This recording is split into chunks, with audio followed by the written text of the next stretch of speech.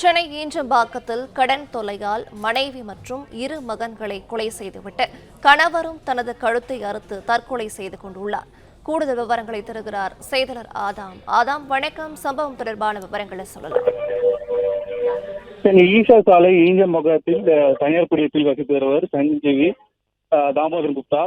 இவரது மனைவி ரேவதி, மகன்கள் ரித்விக் அஷத், தித்விக் அஷத் ஆகியோர் 4 பேரும் கடந்த 3 மாதங்களாக இந்த வீட்டில் வசித்து வருகின்றனர். சிரஞ்சீவி தாமோதரன் சென்னை மவுண்ட் ரோடில் உள்ள சிசிடி கேமரா விற்பனை செய்யும் தொழில் செய்து வருகிறார்.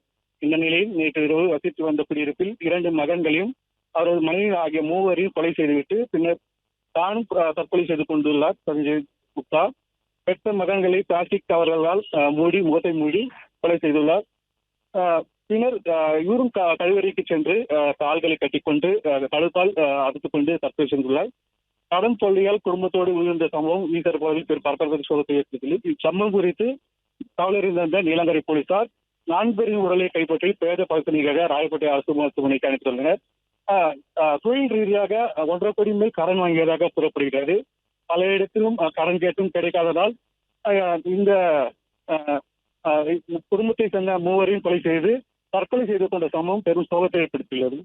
பிளே ஸ்டோர் மற்றும் ஆப் ஸ்டோரில் இருந்து பாலிமர் செயலியை QR கோடு மூலம் பதிவிறக்கம் செய்யுங்கள். செய்திகளை உடனுக்குடன் பெறுங்கள்.